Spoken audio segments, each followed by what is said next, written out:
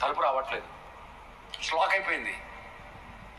ఆ రాత్రి అందరూ పండుకున్నారు.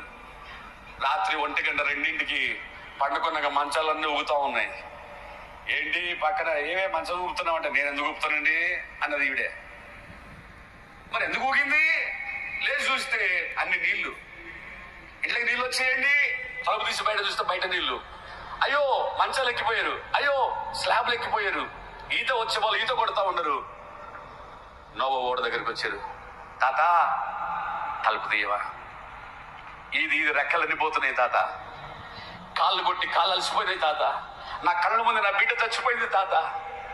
అరే మనవడ నువ్వే కదా ఈ ఓడ చేసింది, ఈ డోర్ పెట్టింది నువ్వే కదా మనవడ, తీసుకో. నాకు రావట్లేదు తాత. కళ్ళ ముందు చూస్తుంటే చచ్చిపోవడం ప్రారంభించారు. ఈదే వాళ్ళు ఈదుతున్నారు, చెట్లెక్కే వాళ్ళు చెట్లెక్కుతున్నారు, మేడలెక్కే వారు మేడలెక్కుతున్నారు.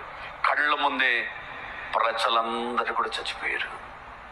ఓడ కట్టేటప్పుడు చెప్పాడు, ఓడ మధ్యలో చెప్పాడు, చివరికి చెప్పాడు. కళ్ళ ముందు అద్భుతాలు చూశారు, ప్రజలు రాలేదు. ఈరోజు సూర్యాపేట నుండి వచ్చాను నేను మీకు చెప్పిపోవడానికి. తమ్ముడు బాప్తిస్మం తీసుకో, మేము బుద్ధిహీనంగానే కనబడతాం మీకు. చెల్లి పాప జీవితాన్ని విడిచిపెట్టు, వాళ్ళు అట్లనే చెప్తారులే అనిపిస్తుంది నీకు. అమ్మా అందరితో సమాధానంగా ఉండు, వాళ్ళు అట్లనే చెప్తారులే. బ్రదర్ దశం భాగమేమో, మా పాస్టర్ గారు డబ్బు మనిషి అండి, అట్లనే చెప్తాడులే. సహోదరుడా, ఇన్ని చెప్తున్నా కూడా పట్టించుకోకుండా నష్టం ఎవరో తెలుసా? కడవరి కాలమందు బయలుపరచబడ్డకు రక్షణ సిద్ధంగా ఉంది. ఓడ తలుపులు వేయబడే స్థితి రాబోతుంది. నేను అంటాను, ఆర్ యు రెడీ? నువ్వు సిద్ధంగా ఉన్నావా? గుండె మీద చేసుకొని ఇప్పుడు నేను చనిపోతే నేను నా ప్రభు దగ్గరికి వెళ్ళగలను. ఇప్పుడు మధ్యాకాశంలోనికి యేసు వస్తే నేను ఎత్తబడుతాను ఆ నమ్మకం నీకుందా? ఇంకా పాపంలోనే జీవిస్తున్నావు. చూపు, తలంపు, మాట, క్రియ, నడక, పడక ద్వారా ఇంకా పాపం చేస్తూనే ఉన్నావు. భర్తతో సమాధానం లేకుండా ఇక్కడ చాలా మంది ఉన్నారు. భార్యతో సమాధానం లేకుండా చాలా మంది ఉన్నారు. దేవునికి ఇవ్వాల్సిన భాగాన్ని దొంగతనం చేస్తున్నటువంటి వాళ్ళు ఉన్నారు. ఇంకా రహస్యపు పాపములో ఉన్న వాళ్ళు ఉన్నారు. ఈ రాత్రి దేవుని సేవకుడిగా నా చేతులు జోడించి చెప్తున్నారు, ఎదిగో కాలము ఎరగండి, నిద్ర మేలుకోండి. ఎదిగో విశ్వాసమైనప్పటికంటే ఇప్పుడు రక్షణ. నేను అంటున్నాను, ఇది హెచ్చరికతో కూడిన వర్తమానం. ఇంకా నీ జీవితాన్ని మార్చుకునే స్థితిలో ఉంటే రాత్రి ప్రభు నీతోనే మాట్లాడుతున్నాడు. ఎన్ని అద్భుతాలు చూస్తున్నావు నీ జీవితంలో.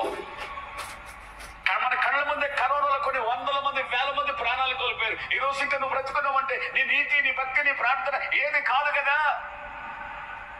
ఆదివారం వచ్చినప్పుడే భక్తిగా కనబడుతూ తక్కిన 6 రోజులు ఇంకా ఇష్టం ఉన్నట్టుగా జీవిస్తుంటే ఈ రాత్రి దేవుడు హెచ్చరిస్తున్నాడు నిన్నే. యేసు నెరగిన జనం ఒకటున్నారు, యేసు నెరిగిన జనం కొందరు బయట ఉన్నారు, యేసు నెరిగిన జనం లోపటున్నారు. ఎరగని వారి గురించి నేను మాట్లాడుతలేను, ఎరిగిన నీ స్థితి. ఇంకా పాపం విడిచిపెట్టడానికి ఇష్టం కావట్లేదా? రహస్యపు చీకటి పాపములో ఇంకా ఉన్నావా? నువ్వు పని చేసే దగ్గర నీ సాక్ష్యం క్రీస్తు సాక్షిగా ఉన్నావా? అందరూ లేచి నిలబడదాం, కళ్ళు మూసుకుందాం, ప్రార్థన చేసుకుందాం. Let's all stand.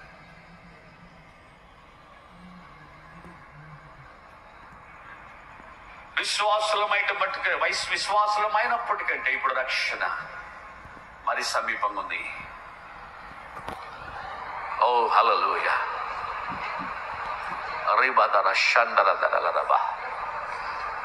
బైబిల్ కింద పెట్టు, వెంటనే లేచి నిలబడు. 33వ రోజు ప్రభు నీతో మాట్లాడుతున్నాడు. ఎవరు అటు ఇటు వెళ్ళొద్దండి. This is the time to self check. ఎవరు స్తోత్రాలు చెప్పొద్దు. స్తోత్రాలు చెప్పే టైం కాదు ఇది, ఆరాధన టైం కాదు ఇది. నేను నువ్వు పరీక్షించుకునే టైం. ఒక్కసారి స్కాన్ చేసుకో. ప్రసంగిస్తున్నా నేను, వాక్యం ఇచ్చిన నీవు. ఒకవేళ ఈ రాత్రి మరణం నిన్ను పలకరిస్తే, ఒకవేళ ఉదయం ఒక మనిషి క్రైస్తవ సమాధి చేస్తారేమో, కానీ నీ ఆత్మ ఎక్కడికి వెళ్తుంది?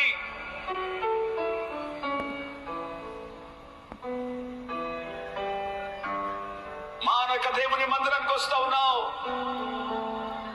కానీ నిర్లక్ష్యం నిర్లక్ష్య మూల్యం విడవబడుట. నిర్లక్ష్య మూల్యం విడవబడుట. సహోదరుడా,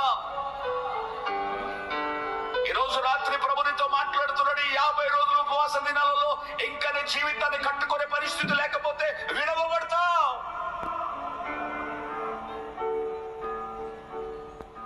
అసలు బాప్తిస్మం తీసుకున్నావా?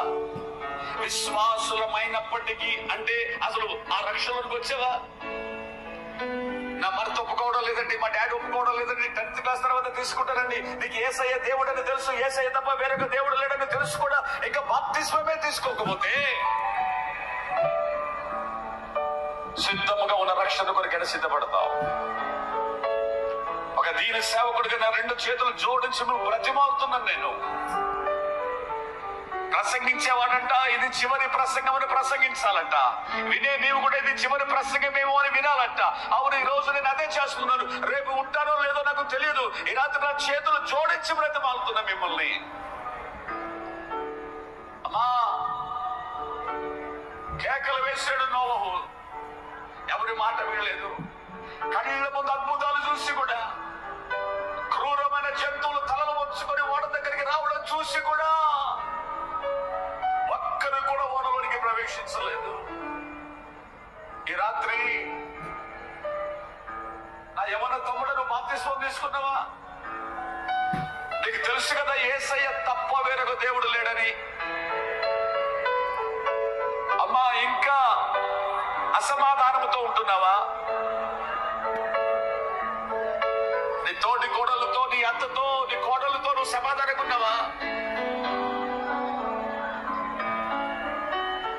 ఈ రాత్రి నీతోనే నీతోనే నీతోనే మాట్లాడుతున్నాడమ్మా. ఇది ఎవరు కొరకు కాదు, నీతోనే. నీ భర్తను క్షమిస్తున్నావా?